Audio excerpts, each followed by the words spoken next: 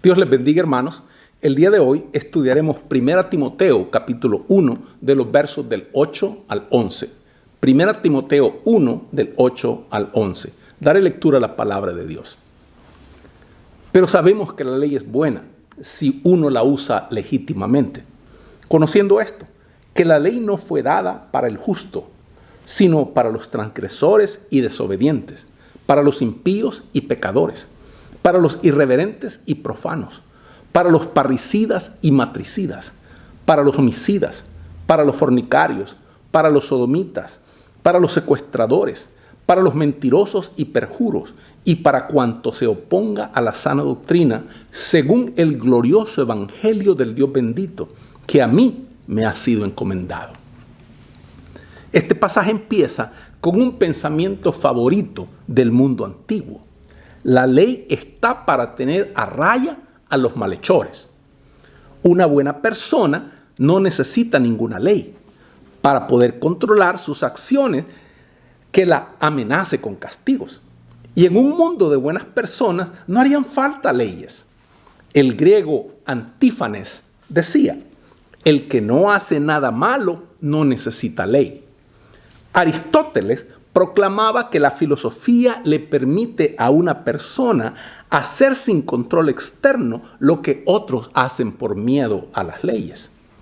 El gran obispo cristiano Ambrosio escribió: el justo tiene la ley de su propia mente, de su propia equidad y de su propia justicia como su principio, y por tanto no se retiene de cometer una falta por miedo al castigo, sino por regla de honor. Los paganos y los cristianos estaban de acuerdo en considerar la verdadera bondad como algo que tiene su fuente en el corazón de la persona, como algo que no depende de las recompensas y los castigos de la ley. Pero en una cosa diferían los paganos y los cristianos. Los paganos recordaban con añoranza una supuesta edad de oro pasada, en la que todos eran buenos y no se necesitaban leyes.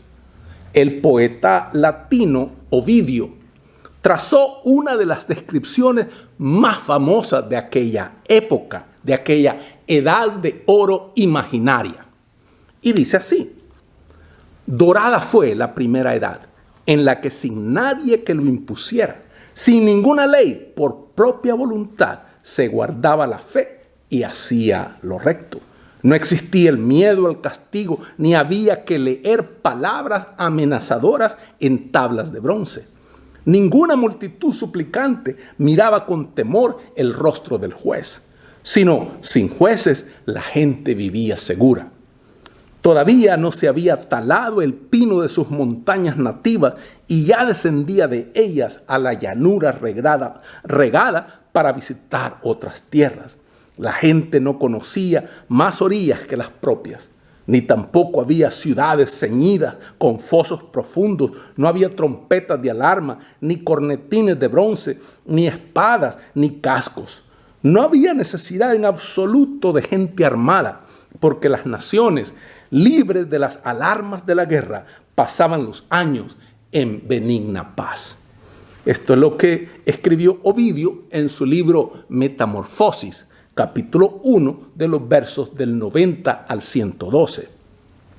El historiador romano Tácito nos dejó la misma descripción, diciendo: en los primeros tiempos, cuando las personas todavía no tenían malas pasiones, vivían vidas inocentes, intachables, sin castigos ni limitaciones, guiados por su propia naturaleza para proponerse solamente fines virtuosos. No requerían recompensas y como no deseaban nada contrario al derecho, no había necesidad de penas ni castigos. El mundo antiguo añoraba los remotos días ideales, pero la fe cristiana no mira hacia atrás a una supuesta edad de oro pasada.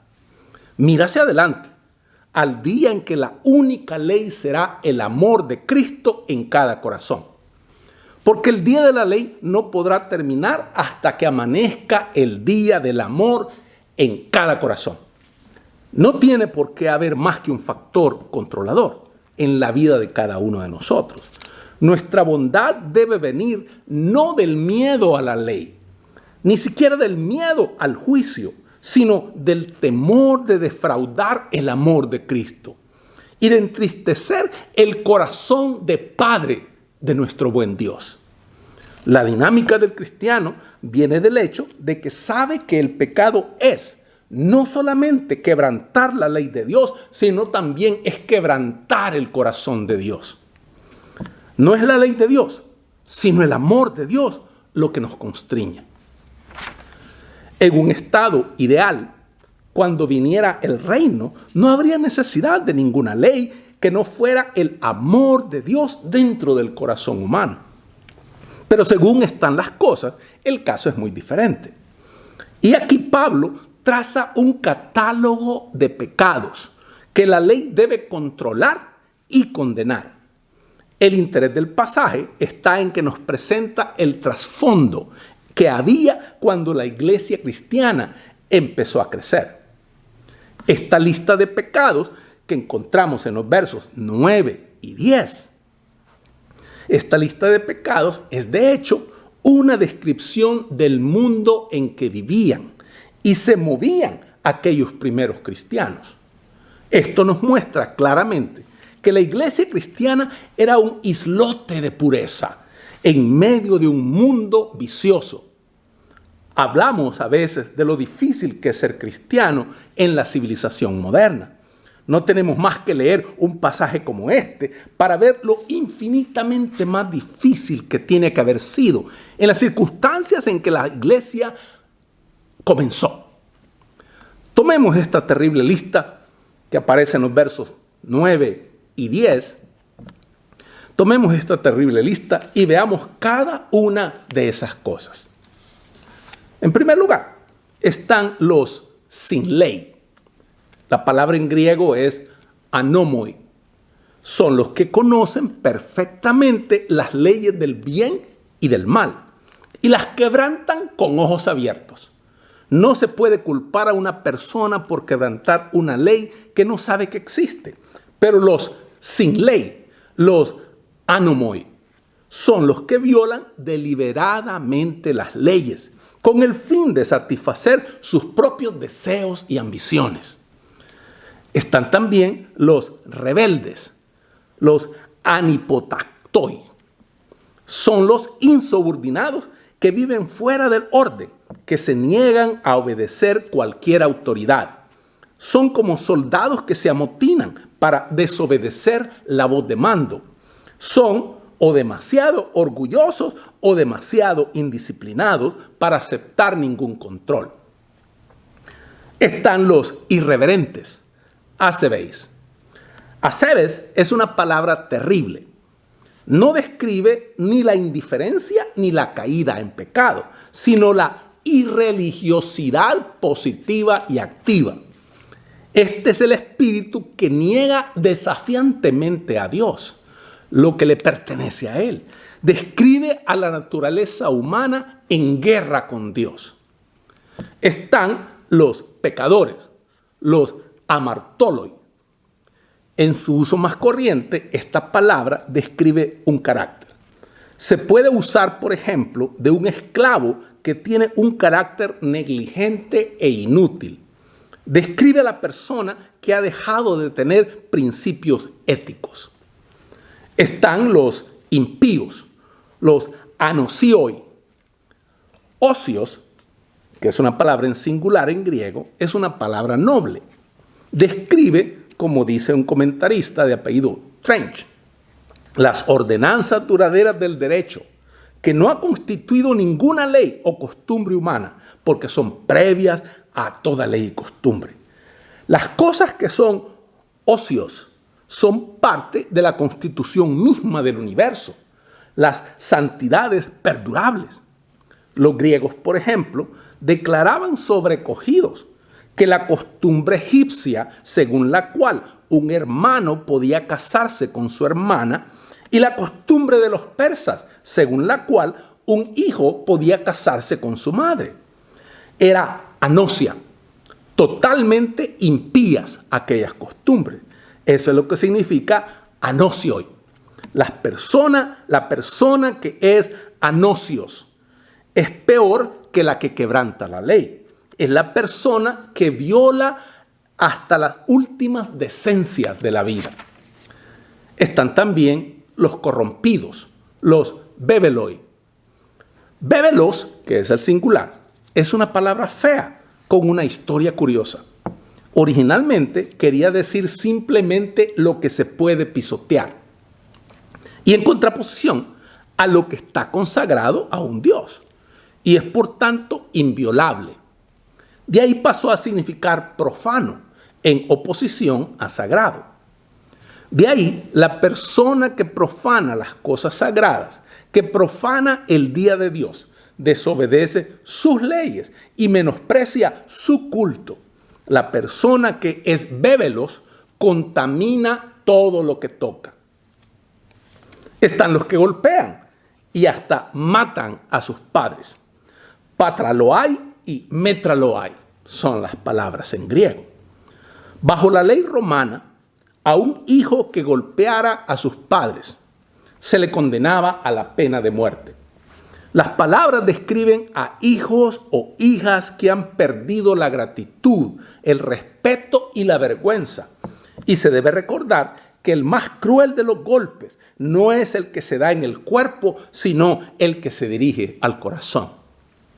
Están los asesinos, adrófonoi, literalmente los que matan a los hombres. Pablo está pensando en los 10 mandamientos y de la manera de quebrantar los que caracteriza al mundo pagano. No debemos pensar que por lo menos esto no tiene nada que ver con nosotros, porque Jesús amplió el mandamiento hasta incluir no solo el acto de asesinato, sino también el sentimiento de ira contra un semejante. Están los fornicarios y los homosexuales, pornoi y arsenokoitai. Nos es difícil darnos cuenta del estado del mundo antiguo en cuestiones de moralidad sexual. Estaba resquebrajado por el vicio contra naturaleza. Una de las cosas más sorprendentes era la relación entre la inmoralidad y la religión. El templo de Afrodita, la diosa del amor, en Corinto, tenía adscritas a 1000 sacerdotisas que eran en realidad prostitutas sagradas y que por las tardes bajaban a las calles de la ciudad para realizar su comercio. Se dice que Solón fue el primer legislador de Atenas que legalizó la prostitución y que con las ganancias de los prostíbulos públicos edificó un templo nuevo a Afrodita, la diosa del amor. E.F. Brown fue un misionero en la India y en su comentario a las epístolas pastorales cita una sección extraordinaria del Código Penal de la India. Una sección de ese código prohibía representaciones obscenas y a continuación decía: esta sección no incluye cualquier representación o escultura, grabado, pintura o representación de cualquier tipo que se encuentre en cualquier templo o cualquier coche usado para transportar las imágenes o que se guarde y se use para cualquier propósito religioso. Es algo extraordinario que en las religiones no cristianas una y otra vez la inmoralidad y la obscenidad florecen bajo la protección de la misma religión. Se ha dicho a menudo, y con verdad, que la castidad fue la única virtud completamente nueva que aportó el cristianismo. No era nada fácil en los primeros días de la iglesia esforzarse para vivir de acuerdo con la ética cristiana en un mundo así. Están los andrapodistai. Esta palabra puede querer decir o traficante de esclavos o secuestradores de esclavos. Posiblemente aquí se incluyen los dos sentidos. Es verdad que la esclavitud era parte integrante de la vida del mundo antiguo. Es verdad que Aristóteles declaraba que la civilización estaba fundada sobre la esclavitud, y que ciertos hombres y mujeres no existían nada más que para llevar a cabo las tareas serviles de la vida para la conveniencia de las clases gobernantes. Pero hasta en el mundo antiguo se levantaron voces contra la esclavitud. Filón habló de los traficantes de esclavos como los que despojan a las personas de su más preciosa posesión, su libertad. Pero esto se refiere más probablemente a los secuestradores de esclavos, que eran una propiedad valiosa. Un esclavo ordinario que no tuviera dones especiales costaba de 30 a 40 dólares, por usar un equivalente actual. Aunque debe recordarse que el poder adquisitivo del dinero era muy superior al actual. Un esclavo especialmente dotado podría costar 3 o 4 veces más. Los jóvenes que eran hermosos, las muchachas que eran hermosas, estaban en especial demanda y les usaban como pajes o como camareros y costaban hasta 1.500 o 2.000 dólares. Marco Aurelio se dice que pagó 4.000 dólares por 2 jóvenes que parecían gemelos. En los días en que Roma estaba especialmente ansiosa por aprender de Grecia y los esclavos instruidos en literatura y música y artes griegas eran especialmente valiosos. Un cierto Lutatius Daphnis se vendió por 7.000 dólares. El resultado era frecuentemente a los esclavos valiosos, o bien se los engatusaba para que dejaran a sus dueños o los secuestraban. El secuestro de esclavos, especialmente hermosos o dotados, era una característica corriente de la vida antigua. Por último, estaban los mentirosos, seustai, y los perjuros, epiorkoi, hombres que no dudaban en tergiversar la verdad y la verdad para obtener fines deshonestos. Tergiversaban la verdad para obtener fines deshonestos. Aquí tenemos una descripción gráfica del ambiente en que creció la iglesia antigua. De una infección así, buscaba proteger a los cristianos a su cargo el autor de la carta a Timoteo, el apóstol Pablo. A este mundo vino el mensaje cristiano, al mundo que acabo de describir. Y este pasaje nos dice 4 cosas acerca de él. Primero, es doctrina sana. La palabra que se usa para sana, igiaenei, quiere decir literalmente portadora de salud. El cristianismo es una religión ética. Exige de la persona no solamente la observancia de ciertas leyes rituales, sino exige vivir de acuerdo con la fe. Y E.F. Brown traza una comparación entre el cristianismo y el islam. Puede que se considere a un musulmán un hombre muy santo si observa ciertas ceremonias rituales, aunque su vida moral esté muy por debajo. Cita a un escritor marroquí: la gran mancha en el credo del Islam es que el precepto y la práctica no se espera que vayan juntas, dice aquel hombre, excepto en lo que se refiere al ritual. Así que uno puede ser notoriamente malvado y sin embargo estimado como religioso, buscándose su bendición como la de alguien que tiene influencia con Dios, sin el más ligero sentimiento de incongruencia.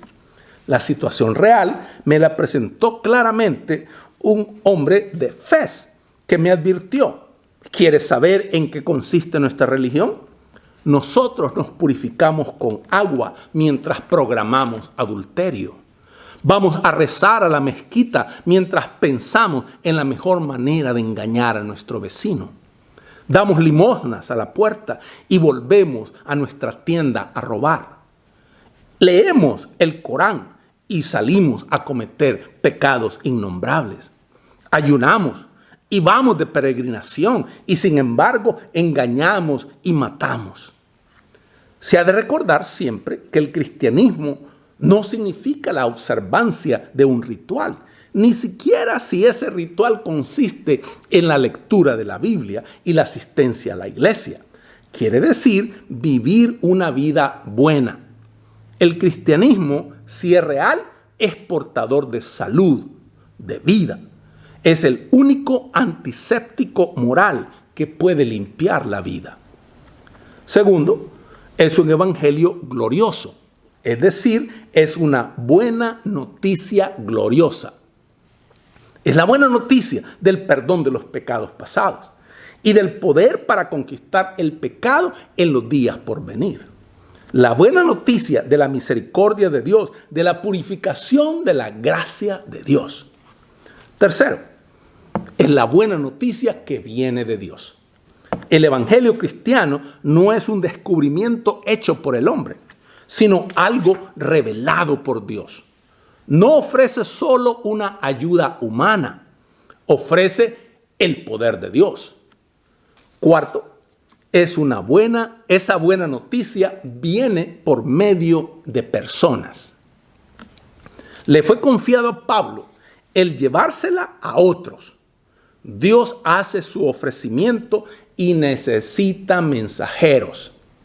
El verdadero cristiano es la persona que ha aceptado el ofrecimiento de Dios y se ha dado cuenta de que no puede guardarse tan buena noticia para él solo, sino que debe compartirla con otros que todavía no la han recibido. Recuerden, el evangelio nunca es del todo tuyo hasta que lo compartes. Hermanos, que Dios les bendiga.